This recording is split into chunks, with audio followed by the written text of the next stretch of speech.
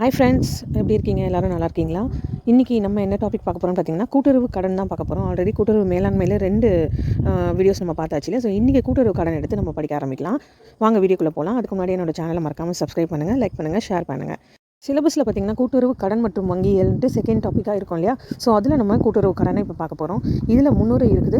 கடன் வரையறை, கடன் ஆதாரங்கள், கூட்டுறவு கடன் மற்றும் நோக்கம், விவசாயம் விளக்கம், விவசாயத்துறையில் கூட்டுறவோட பங்கு என்னன்றதை பார்க்க போகிறோம். அப்புறம் கூட்டுறவு கடனோட வகைகள் என்னன்றதை பார்க்க போகிறோம். ஸோ இது ஒரு இன்ட்ரடக்ஷன் வீடியோ. ஸோ மறக்காமல் ஸ்கிப் பண்ணாமல் இந்த வீடியோ ஃபுல்லாக பாருங்கள். அப்போ தான் உங்களுக்கு அடுத்தடுத்த வீடியோஸ் ஈஸியாக புரிஞ்சுக்க முடியும். கூட்டுறவு கடனை பற்றி பார்க்குறதுக்கு முன்னாடி கடன்னா என்னன்றதை நம்ம தெரிஞ்சுக்கலாம். ஸோ கடன்னா என்ன? நம்ம ஒருத்தர்கிட்ட பணம் பெறுவோம் இல்லையா? ஒரு வட்டிக்கோ இல்லை அடுத்தது திருப்பி கொடுக்குறோம் அப்படின்னு சொல்லிட்டு தேவைக்கு ஒரு தொகையை நம்ம பெறுவோம் பார்த்திங்களா?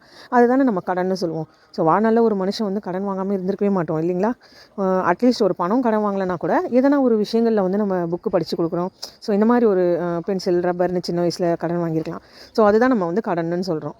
கடனுக்கு 2 பேர் இருக்குது. இங்கிலீஷில் பார்த்திங்கன்னா டெப்ட் அண்ட் கிரெடிட். டெப்ட்னாலும் கடனுன்ற மீனிங்கை தான் கொடுக்கும், கிரெடிட்னாலும் கடனுன்ற மீனிங் தான் கொடுக்குது. சரி, கிரெடிட் எந்த ஒரு வார்த்தையிலேருந்து கொண்டு வந்தாங்க பார்த்திங்கன்னா, கிரெடோன்ற லத்தீன் வார்த்தையிலேருந்து கொண்டு வந்தாங்க. அதுக்கு என்ன மீனிங்னா ஐ பிலீவ். ஐ பிலீவ்னா நாணயம், நேர்மை, தரம், நம்பகமான ஒரு விஷயத்தை குறிக்கிறது அப்படின்றது அர்த்தம். கடன் என்றால் என்னன்றது இப்போ பார்த்தோம் இல்லையா? ஒருவர் மற்றவரிடம் கடனாக வாங்கும் தொகையே கடன் எனப்படும். கடன் என்பது ஒருவர் கடன் வாங்கி பின்னர் திருப்பி செலுத்த வேண்டிய ஒரு தொகை. இதுதான் நம்ம கடன்னு சொல்கிறோம். ஒரு சிலர் கடன் வாங்குவாங்க, பட் ஆனால் அவங்களால சூழ்நிலை எப்படி இருக்கும்னு தெரியாது, திருப்பி கொடுக்க முடியாத சூழ்நிலைகள் கூட ஏற்பட்டிருக்கலாம். ஆனால் ஆக்சுவல் கடனுக்கான மீனிங் என்னென்னு பார்த்தீங்கன்னா, ஒருத்தர்கிட்ட நம்ம கடனாக வாங்கும் தொகையை திருப்பி செலுத்துவோம் அப்படின்ற ஒரு மீனிங் தான் அந்த கடன். அதாவது நாணயம், நேர்மை, தரம், நம்பகமான ஒரு விஷயத்தை ஏற்படுத்துறது தான் கடன் அப்படின்னு சொல்லி கடனோட வரையறை பார்க்கலாம். அதாவது டெஃபினேஷன். ஒரு தனி நபர் இல்லைனா ஒரு நிறுவனம் அவங்க தன் ஆரம்பிக்க போகிற ஒரு கன்சர்னுக்கோ இல்லை எதனா ஒரு வியாபாரம் பண்ணுறதுக்கோ அவங்க கொள்முதல் பண்ணுவாங்க. அப்படி இல்லைனா முதலீடுகளாக சேர்ப்பாங்க இல்லையா? ஸோ அந்த விஷயத்துக்கு அவங்க உதவியாக ஒரு தொகையை பெறுவாங்க.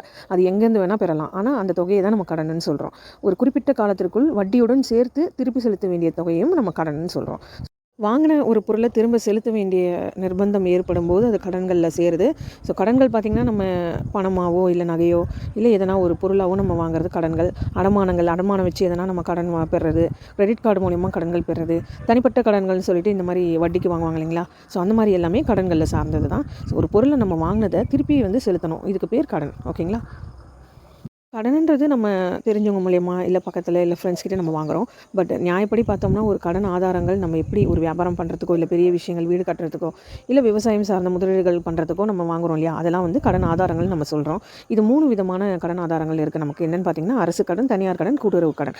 அரசு கடனில் மத்திய அரசு, மாநில அரசு சேர்ந்த வங்கிகள் மூலயமாவோ இல்லை அவங்க எதனா ஸ்கீம்ஸ் இருக்கும் இல்லையா கடன் அளிக்கிறதுக்கு, அது மூலியமாகவும் நம்ம கடன் வாங்கலாம். தக்காவி கடன்கள், எக்ஸாம்பிளுக்கு தக்காவி கடன்கள், நியாயமான வட்டி, அது சார்ந்த கடன்கள் நம்ம வாங்குகிறோம். தனியார் கடன் பார்த்திங்கன்னா நிதி நிறுவனங்கள் இருக்கும். ஃபினான்ஸு, அடகு வைக்கிற கடை, ஏஜென்சிஸ் மாதிரி நிறைய இருக்கும் இல்லைங்களா? அதில் நம்ம தனியார் நிறுவனங்கள் மூலமாக ஆனால் அதிக வட்டிக்கு தான் அந்த கடன்கள் நம்மளால் பெற முடியும். ஸோ இது தனியார் கடன்கள் சொல்கிறோம். கடைசியில் பார்த்திங்கன்னா கூட்டுறவு கடன் சங்கங்கள் இல்லைனா வங்கிகள், அது மூலிமா நமக்கு கிடைக்கிற கடன்களை தான் என்ன சொல்கிறோம்னா கூட்டுறவு கடன் சொல்கிறோம். இதுங்க குறைந்த வட்டியும் நமக்கு தேவைக்கேற்ப நிதியுதவியும் இவங்க நமக்கு கொடுக்குறாங்க. கடன் பற்றி தெரிஞ்சுக்கிட்டீங்க இல்லையா? இப்போ தான் நம்ம சப்ஜெக்ட்குள்ளே வரோம். மெயின் சப்ஜெக்ட் கூட்டுறவு கடனை பற்றி தெரிஞ்சுக்க போகிறோம். கூட்டுறவு கடன் அமைப்பு என்பது மாநிலம் முழுவதும் பறந்து விரிந்த முக்கிய கடன் வழங்கும் ஒரு அமைப்பாகும். இது மக்களின் கடன் தேவைகளை குறைந்த வட்டி விகிதத்தில் பூர்த்தி செய்கிறது. கிராமப்புற மக்கள் தங்களின் கடன் தேவைகளுக்காக கூட்டுறவு கடன் நிறுவனங்களை அதிக அளவில் நாடுகின்றனர். நம்ம 3 வித கடன் ஆதாரங்களை பற்றி பார்த்துருக்கோம். பட் ஏன் கூட்டுறவு கடன் அதில் ரொம்ப ஸ்பெஷல்?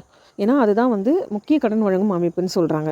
விவசாயிகளுக்கும் விவசாய தேவைகளுக்கும் அவங்க முக்கியத்துவம் கொடுத்து ரொம்ப கம்மியான வட்டியில் அவங்களுக்கு கேட்குற அந்த லோன்ஸ் மூலயமா அவங்களோட முதலீடு செய்கிறதுக்கோ இல்லை விவசாயம் தொழில்நுட்பம் கருவிகள் நிறைய விஷயங்கள் அவங்களுக்கு ஹெல்ப் பண்ணுறதுலேருந்து எல்லாமே யார் பார்க்குறாங்கன்னு பார்த்திங்கன்னா கூட்டுறவு அமைப்பு மட்டும்தான். ஸோ அதனால தான் இந்த ஒரு சப்ஜெக்டை நம்ம ரொம்ப முக்கியமாக படிக்க போகிறோம். நோக்கம் பார்த்திங்கன்னா, விவசாயிகளுக்கு தேவையான நிதியுதவி அளிப்பது, விவசாய உற்பத்தி மற்றும் விவசாய பொருட்களின் உற்பத்தி அளவை பெருக்குவது, தனியார் மயத்தில் இருந்து விவசாயிகளை பாதுகாப்பது, கிராமப்புற பொருளாதார வளர்ச்சியை மேம்படுத்துவது, விவசாயம் சார்ந்த சாராத நிதிகளும் அவங்க அளிக்கிறாங்க. விவசாயிகள் தேவையான நிதி உதவி எப்படி அளிக்கிறாங்கன்னு பார்த்திங்கன்னா, அவங்க உறுப்பினராக சேர்ந்து அவங்க இருக்கிற அந்த இடத்து பக்கத்துலேயே இருக்க சங்கத்துலேயோ இல்லை வங்கிகள்லையோ அவங்க உறுப்பினராக சேர்கிறாங்க. அதன் பொருட்டு அவங்களுக்கு தேவையான எல்லா நிதி உதவிகளும் வாங்கிக்கிறாங்க. விவசாய உற்பத்தி பொருட்கள், ஒரு டிராக்டர் வாங்கணும் வாங்கணுன்னாலும் சரி, எதனா ஒரு விஷயங்கள் விவசாயத்துக்கு தேவையான பொருட்கள் வாங்குறதுக்கும் இவங்க வந்து உதவி புரிகிறாங்க. தனியார் மையத்தில் வந்து அதிக வட்டிக்கு பணம் பெற்று விவசாயிகளால் கட்ட முடியாமல் ரொம்ப கஷ்டப்படுறாங்க இல்லையா? ஸோ அதுக்காக தான் இவங்க வந்து கம்மி இன்ட்ரெஸ்ட்டில் அவங்களுக்குலாம் வந்து லோன் ப்ரொவைட் பண்ணுறாங்க. கிராமப்புற பொருளாதார வளர்ச்சியை மேம்படுத்துறது ரொம்ப முக்கியமான நோக்கம் இவங்களுக்கு. ஸோ அவங்க விவசாயம் பார்த்தாலுமே இல்லை, விவசாயி குடும்பத்துக்கு தேவையான லோன்ஸும் அவங்க வழங்குறாங்க. கூட்டுறவு அமைப்புகள் ஏன் விவசாயத்துக்கு ரொம்ப முக்கியத்துவம் தராங்க தெரியுங்களா? ஏன்னா விவசாயம் வந்து ரொம்ப பழமை வாய்ந்தது. 10,000 ஆண்டுகளுக்கு முன்னிருந்தே விவசாயத்தை வந்து நம்ம தொன்று தொட்டு இன்றைக்கு வரைக்கும் நம்ம அதை செஞ்சுட்ருக்கோம் இல்லையா? ஏன்னா நம்மளோட உணவு ஆதாரம், உணவு தேவைகள், இது வாழ்வாதாரத்தை எல்லாத்தையும் மேம்படுத்துறது எதுனா விவசாயம் மட்டும்தான். ஸோ உலகில் வந்து பார்த்திங்கன்னா இந்தியா வந்து 7வது பெரிய நாடாக இருக்குது. விவசாயத்துறையில் வந்து 2வது நாடாக இந்தியா இருக்குது. ஏன்னா நம்மக்கிட்ட தான் நிறைய வளங்கள் இருக்குது. நம்ம அதன் மூலயமா விவசாயம் பண்ணுறோம். 70% இந்திய மக்களோட வாழ்வாதாரம் இந்த விவசாயத்தை நம்பி மட்டும்தான் இருக்குது. இதில் இந்திய சமூக பொருளாதார மாற்றத்திற்கு 60% விவசாயம் மட்டும்தான் காரணமாக இருக்குதுன்னு சொல்கிறாங்க. ஸோ தொழில் புரட்சி நம்ம படிச்சிருந்தோம். அதுவும் ஏற்பட்டதுக்கப்புறம் நிறைய கருவிகள் தோன்றுச்சு, இயந்திரங்கள் தோன்றுச்சு. எப்படி பார்த்தாலும் நம்ம அக்ரிகல்ச்சர் வந்து நமக்கு நன்மையே தான் இது வரைக்கும் நமக்கு செஞ்சிட்ருக்கு. நம்ம அதன் மூலியமாக தான் வாழ்வாதாரத்தை இன்னும் நம்ம நிலைநிறுத்திக்கிட்டே இருக்கோம். ஸோ இதில் பிரச்சனைகளும் இருக்குது. என்னென்னா மக்கள் தொகை பெருக்கம், குறைவான உற்பத்தி திறன், காடுகள் அழிப்பு, தட்பவெட்ப நிலை மாற்றம், போதிய நிதி வசதியின்மை, நில ஆக்கிரமிப்பு, விலைவாசி உயர்வு, இடைத்தரகர்கள், பயிர் சுழற்சி, மண் அரிப்பு, நீர்ப்பாசனம், இதெல்லாமே பிரச்சனைகள். ஏன்னா மக்கள் தொகை அதிகமாக இருக்கனால, உற்பத்தி திறன் கம்மியாக இருக்கனால நம்மளால் வந்து அதை ஈடு கொடுத்து செய்ய முடியல. காடுகள் அழிச்சனால நிலப்பரப்புகள் கம்மியாயிடுச்சு. தட்ப வெப்பநிலை மாற்றங்கள் உருவானதுனால நம்மளால் கரெக்டான சீசனில் கரெக்டான பயிர் வச்சு அறுவடை பண்ண முடியல. போதிய நிதி வசதியும் நமக்கு கரெக்டாக இல்லை. விலைவாசி உயர்வு அதை விட அதிகமாக இருக்குது. இடைத்தரகர்கள் நடுவில் இவங்க வேறு வந்து என்ன பண்ணுறாங்க, அதிக விலை வச்சு நமக்கு விற்கிறதுக்கு பார்க்குறாங்க. பயிர் சுழற்சி முறை கரெக்டாக சரியாக பண்ண மாட்டாங்க. மண் அரிப்பு ஒரு பிரச்சனையாக இருக்குது. நீர்ப்பாசனம் ரொம்ப கம்மியாக இருக்கனால விவசாய பிரச்சனைகள் நிறைய நமக்கு ஏற்படுது. இதுக்கான வழிமுறைகள் என்னென்ன? நிதி ஆதாரங்களை பெருக்கணும். முதல்ல போதிய விலை நிர்ணயத்தை நம்ம முன்னெடுக்கணும். ஏன்னா இந்த ரேட்டில் தான் விற்கணும், இந்த ரேட்லாம் கரெக்டாக இருக்கும் அப்படின்றத நிர்ணயம் பண்ணணும். நவீன விவசாய முறைகள், அந்த உத்திகளை பயன்படுத்தணும். நீர்ப்பாசன வசதி எப்போவுமே இருக்கணும். நவீன விதை, உரம், பூச்சிக்கொல்லி விற்பனை கூடங்கள் இருந்தால் அதுக்கேற்ற மாதிரி அவங்களால வந்து வியாபாரம் பண்ண முடியும். இதுக்கான பயிற்சி நிலையங்கள் இருந்தால் அது மூலயமா அவங்க விவசாயிகள் அடுத்தடுத்து எப்படி நம்ம விவசாயத்தை முன்னெடுத்துட்டு போகலான்ற ஒரு கல்வி அறிவு இருக்கும் அவங்களுக்கு. போக்குவரத்து எல்லாமே ஏற்படுத்தி கொடுத்தா விவசாயம் வந்து நம்மளால் முயற்சி பண்ணி முன்னெடுத்து போக முடியும். ஸோ இயற்கை விவசாயத்தை நம்பலாம். பயிர் காப்பீடு, நில சீர்திருத்தம், காடுகளை வளர்த்தல், மண் அரிப்பை தடுத்தல், இதன் மூலயமா இந்த பிரச்சனைகளுக்கான தீர்வை நம்ம ஏற்படுத்திக்க முடியும் இல்லையா? ஸோ இயற்கை விவசாயம்லாம் பண்ணால் மகசூல் அதிகமாக இருக்கும்னு நம்ம கேள்விப்பட்டிருப்போம். ஸோ இந்த மாதிரி பயிர் காப்பீடு கொடுத்தாலும் நமக்கு அதுக்கேற்ற மாதிரி இந்த தட்பவெப்பநிலை மாற்றம் சீசனுக்கு ஏற்ற மாதிரி அந்த விஷயங்கள்லேருந்து தான் விவசாயிகள் பாதுகாக்க முடியும். விவசாய வளர்ச்சிக்கு கூட்டுறவின் பங்கு. சரி, விவசாய வளர்ச்சிக்கு கூட்டுறவு என்னென்ன பங்கு அவங்க கொடுக்குறாங்க? கூட்டுறவு கடன் சங்கங்கள், வங்கிகள் மூலமா அவங்க வந்து லோன்ஸ் ப்ரொவைட் பண்ணுறாங்க. உர கூட்டுறவு நிறுவனங்கள், இஃப்கோ நம்ம படிச்சிருக்கோம். இதுவும் இஃப்கோ எல்லாமே ஒவ்வொரு டாப்பிக்லையும் ஒவ்வொரு லிங்க் நமக்கு கிடைக்கும். இது வந்து அப்படியே பார்த்திங்கன்னா ஒவ்வொரு சப்ஜெக்ட் வைஸ் நமக்கு லிங்க் ஆகிட்டே தான் இருக்கும்.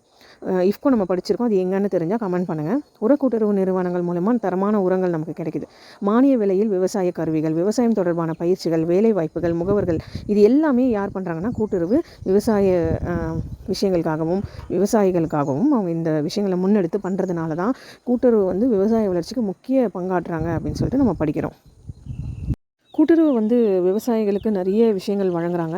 முதல்ல நிதி ஆதாரங்களை அவங்க சரி பண்ணுறாங்க. என்னென்னு பார்த்தீங்கன்னா, விவசாயிகள் என்ன மாதிரி பயிர் விளைவிக்கிறாங்க, எத்தனை காலத்துக்கு அவங்களுக்கு தேவைப்படும், எந்த மாதிரி விஷயத்துக்காக அவங்க முன்னெடுத்து போகிறாங்க, இதெல்லாமே தெரிஞ்சு அவங்களுக்கு ஏற்ற மாதிரி லோன்ஸ் அவங்க ப்ரொவைட் பண்ணுறாங்க.